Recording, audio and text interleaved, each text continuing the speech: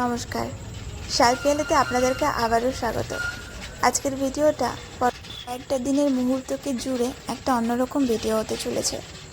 অটোয় করে এখন চললাম হসপিটালে অ্যাডমিট হতে। কেন সেটা বলছি। প্রথমে ভেবেছিলাম ভিডিওটা আপলোড করব কি করব না, পরে ভাবলাম করেই ফেলি, কারণ এটা অনেকের সাবধানতার কাজে আসতে পারে।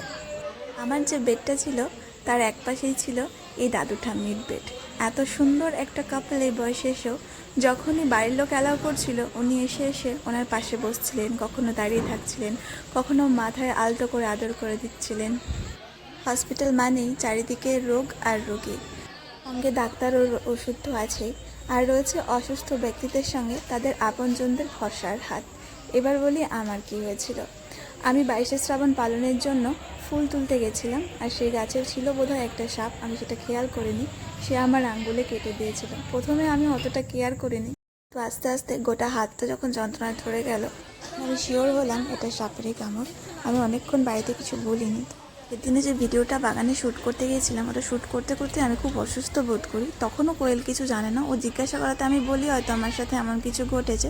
সেই জন্য তড়িঘড়ি আমাকে বাড়ি নিয়ে চলে আসে। ও আর কিচ্ছু ভিডিওটা জোর করেই আমাকে শ্যুট করে দেয়নি। আর তখনই মা আমাকে সঙ্গে সঙ্গে নিয়ে একদম হসপিটাল চলে যায়। অ্যাডমিট হওয়ার পর একটা সমস্যা কী হয়েছিল, যে আমার হিমোগ্লোবিন যেহেতু প্রচণ্ড কম, সেহেতু 5বারও বেনে সুচ ফোটানোর পরও ব্লাড পায়নি তারা। অবশেষে 6বারের বার শিরা থেকে একটু রক্ত নিতে পেরেছিল। সেটাতে আমার ভীষণ কষ্ট হয়েছিল, আমি কেঁদে ফেলেছিলাম প্রচণ্ডভাবে। কিন্তু এতটুকু মুখ থেকে আওয়াজ করিনি, কারণ আমার মায়ের ছিল ভীষণ শরীর খারাপ, জ্বর ছিল মায়ের আগের দিন থেকে।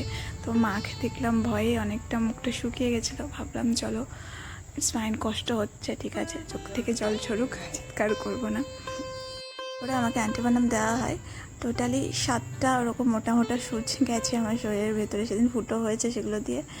এটা আসলে কী সাপ ছিল আমি দেখিনি, আমি দেখলেও হয়তো চিনতে পারতাম না, কারণ আমার খুব বেশি আইডিয়া নেই। তবে শুনলাম ফুল গাছে নাকি হয় লাউ ডাকা থাকে, নয় কাঠসাপ থাকে, যেগুলোর খুব একটা বেশি বিষ থাকে না।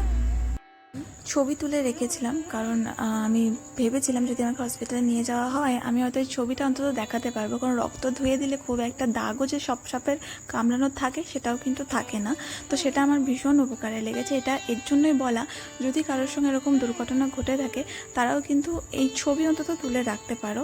আর অবশ্যই হসপিটালে যাওয়া, ডক্টর দেখানো, প্রথমেই ডাক্তারটা দেখানো। আমরা অনেকেই আছি নিজে থেকে ফার্স্ট এড করতে যাই নানান রকম, ওখানে কেটে ছেড়ে দিয়ে বা বাঁধন দিতে গিয়ে খুব বেশি অভিজ্ঞ না হলেও আরও বিপদ বাড়তে পারে। তো প্রথমেই যেমন আছে তেমনিভাবে আমাদের হসপিটালে যাওয়াটাই সব থেকে সেফটি হতে পারে। আর সাবধানতা অবলম্বন তো করতেই হবে, কারণ বর্ষার দিনে কি এমনি সচরাচরও সাপেরা তো বেরোবেই। তো সাবধানতা অবলম্বন করার পর অনেক সময় অ্যাক্সিডেন্ট ঘটে যেতেই পারে, যেটা আমার সঙ্গে হয়েছে। কোনো গাছে হাত দেওয়ার আগে থেকে একটা ছোট্ট লাঠি দিয়ে অন্তত দূরত্ব বজায় রেখে গাছটাকে একটু ঝাঁকিয়ে নেওয়াটা ভালো হয়। আমি খুব একটা এমন কন্টেন্ট করি না যেগুলো মানুষের মন ভারাক্রান্ত করে তোলে, কিন্তু আজকেরটা অনেকটা সাবধান বাণী হিসেবে আমি আপনাদের সামনে তুলে ধরলাম, যেন সবাই সাবধানতা অবলম্বন করে থাকতে পারি। আর অ্যাক্সিডেন্ট করলেও আমরা যেন তৎপর হয়ে আমরা ডাক্তারের কাছেই আগে যাই, সেজন্য আজকে আমার তুলে ধরা।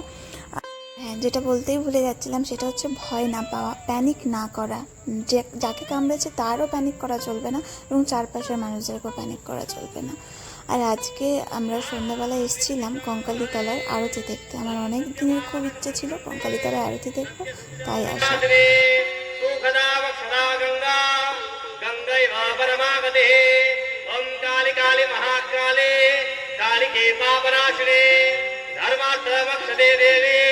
नित्यं मे वरदा भव कदा कष्टादिरूपेण परिणामप्रदायिने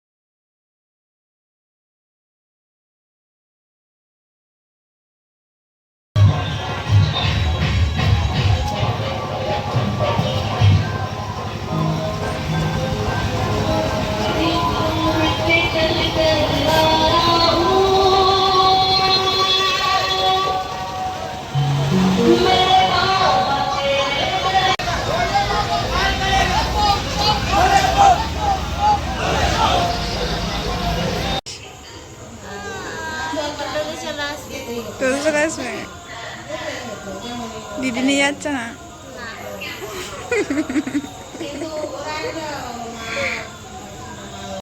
এখন হচ্ছে রবিবারের সন্ধ্যা, শ্রাবণ মাসের শেষ সোমবারের ঠিক আগের দিন, তাই একটু আগে সবাই জল আনতে গেল। আর এখন এটা গুলি মানে কোয়েলের বোন এসছে আমাদের বাড়ি, বায়না ধরেছে আমরা আজকে জল আনতে যাবো বলে, ও আমাদের সাথে জল আনতে যাবে। তো ওর এই দৃশ্য দেখে আমার ছোটোবেলার কথা মনে পড়ে গেল, যখন আমাদের আশেপাশে সবাই জল আনতে যেত আর আমি বাবা মার কাছে খুব কান্না ধরতাম যে আমিও জল আনতে যাবো, কিন্তু আমাকে কোনো বছর যেতে দেওয়া হয়নি। প্রত্যেক বছর বলা হতো তুমি পারবে না, আসলে রাতে একটা সেফটির ব্যাপার থাকে, অনেকটা দূর হাঁটতে হয়, তা কিছুই আমি হয়তো পারতাম না, সেই জন্য আমাকে যেতে দেওয়া হতো না।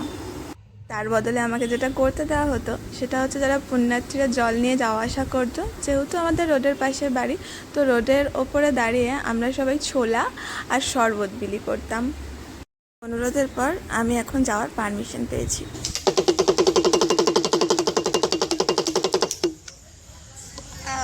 আজকে আমরা এখন চললাম জল ঢালতে। এখন তো শ্রাবণ মাসের আজকে এখনও রবিবার, 12টা বাজেনি, 12টার আগে তো বাড়ি থেকে বেরোতে হয়, তারপরে জল আনতে যেতে হয়। এই বছর গেলে আমার 3 বছর হয়ে যাবে, সেই জন্য শরীর খুবই অসুস্থ, পুরো শিরাগুলো ফুলে আছে, জ্বালা যন্ত্রণা আছে, জ্বর আছে, কিন্তু আমি যাবো, এবছরটা কমপ্লিট করে দিয়ে আসি। অনেকেই যায়, অনেকে এবার আমি আর কোয়েল যাবো আপাতত, গ্রাম থেকে অনেকেই যায়, সোহাগী যেতে পারবে না, ওর মাংস হচ্ছে ফুলে আছে, আর ওদিকে সবাই যাচ্ছে, অনেকে যায়। আমাদের মেন রোডের ওপরে বাড়ি তো, জয়দেব থেকে জল নিয়ে এসে সব স্রোতেশ্বরে যায়, কঙ্কালীতলা থেকে জল নিয়ে এসে এদিক ওদিক যায়। তো একটু একটু শেয়ার করি, চলুন আসেন।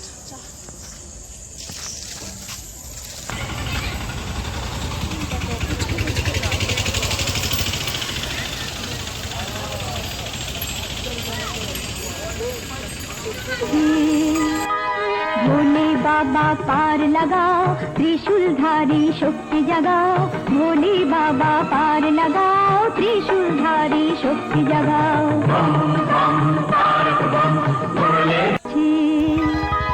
भोले बाबा पार लगाओ, त्रिशूलधारी शक्ति जगाओ, भोले बाबा पार लगाओ, त्रिशूलधारी शक्ति जगाओ। भोले बाबा पार लगाओ, त्रिशूलधारी शक्ति जगाओ, भोले बाबा पार लगाओ, त्रिशूलधारी शक्ति जगाओ।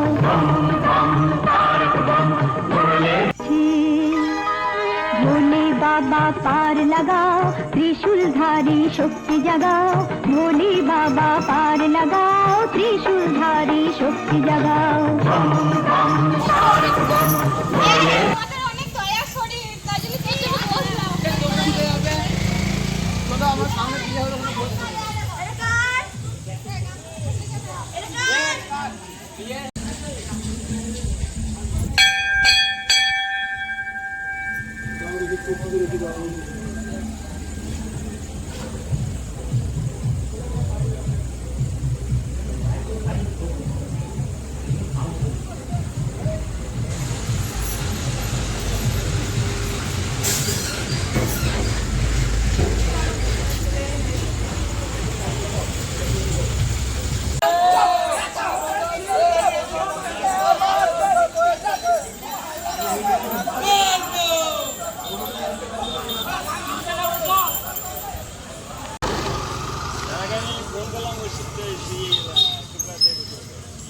দেখো এখনো সবাই কত আছে।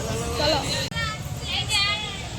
প্রত্যেক বছর আমরা অনেক বড় দল থাকি, সবাই মিলে যাই, কিন্তু এই বছর হচ্ছে দেখছি আমি হেঁটে যাওয়া আসা করতে পারবো না বলে বোনদেরকে বললাম একটু দিয়ে আয়।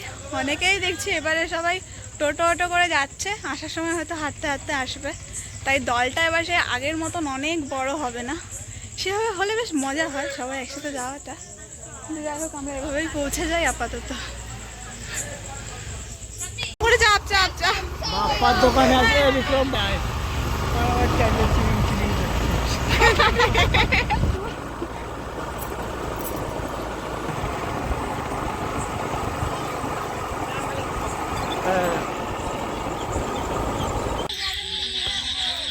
যা যা যা যা যা যা।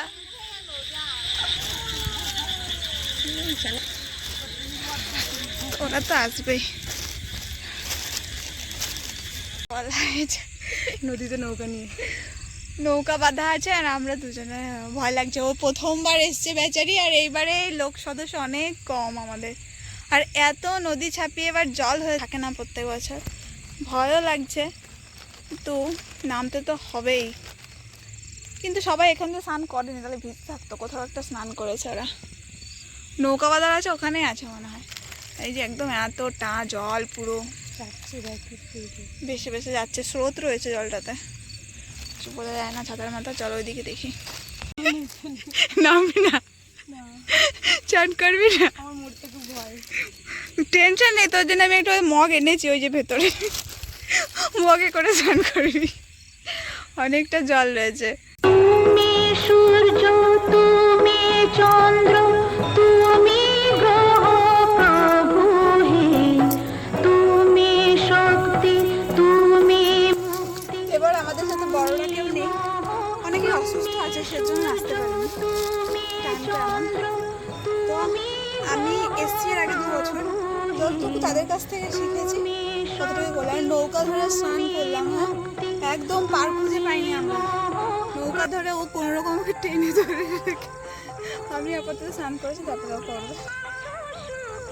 প্রথমে এখানে আমরা এসে একটা মাটি দিয়ে বালি দিয়ে শিবলিঙ্গ বানাতাম, তারপরে তাতে প্রথমে পুজো দিতাম, তারপরে আবার জল ভরে নিয়ে ওখানে পুজো দিতাম।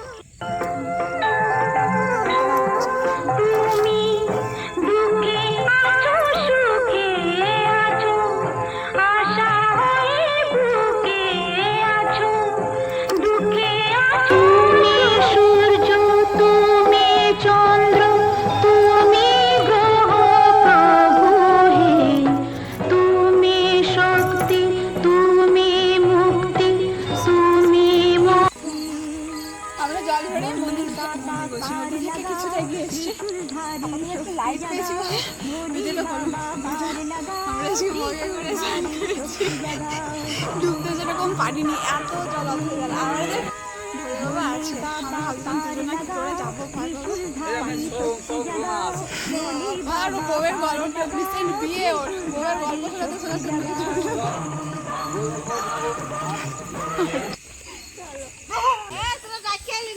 ওই দেখ আমাদের গ্রামেরই, দেখ, আর আমরা টের পেলাম না। ঘুম ভাঙা বলে বোম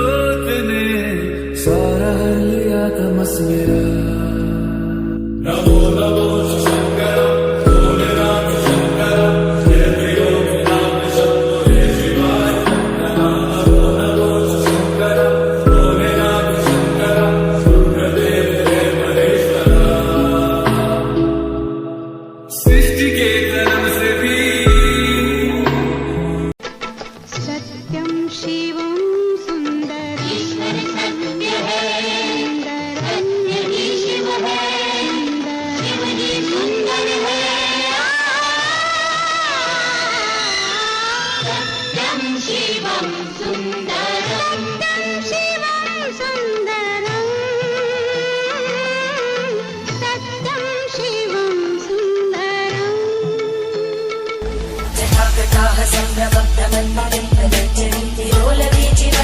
विराजमान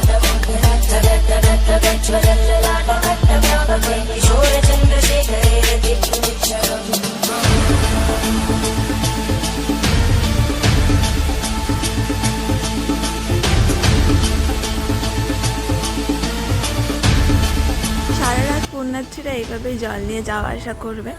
এবছর এক ফোঁটাও বৃষ্টি হয়নি। আগের যে 2 বছর গেছিলাম তখন বৃষ্টি হয়েছিল। অবশ্য বৃষ্টি হলে হাঁটতে অনেকটা দেরি হয়, আর বৃষ্টি না হলে শুষ্ক পথে কষ্ট হয় পায়ে প্রচণ্ড, তবুও তাড়াতাড়ি হেঁটে আসা যায়। আজ সারা রাত, কাল সারা দিন এই জল ঢালার পর্ব চলবে। আর আমাদের মন্দিরে প্রত্যেক বছর লুচি ভোগের ব্যবস্থা থাকে। এই বছর জানি না কি কারণবশত সেটা আর করা হয়ে ওঠেনি। আর আমরা খুব বেশি দূরে জল আনতে যাই না। আগে যেত সবাই, জয়দেব যেত, তারকেশ্বর যেত। এখন যে কাছের 5 কিলোমিটার দূরত্বে নদীটা আছে, ওখানেই সবাই যায়। আজ সারা রাত চলবে এই পুণ্যার্থীদের জল ঢালার মেলা। সকল পুণ্যার্থীরা ভালো থাকুন, সৃষ্টিকর্তার সবার মঙ্গল করুন। এবার আস্তে আস্তে আমরা বাড়ির দিকে যাব। এখন রাত প্রায় 3টে বেজে গেছে। আর আজকের মতন এই किशोर चंद्रशेखर